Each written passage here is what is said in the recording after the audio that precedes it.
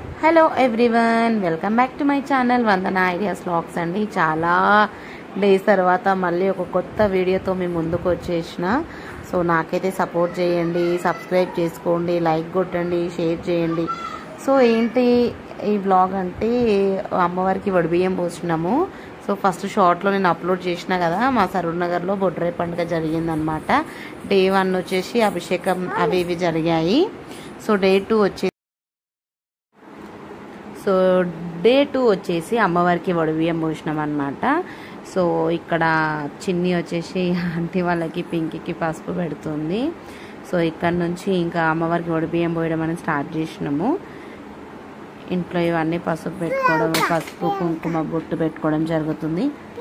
So నా బిడ్డ పక్క నుంచి ప్రియాంక అంటుంది.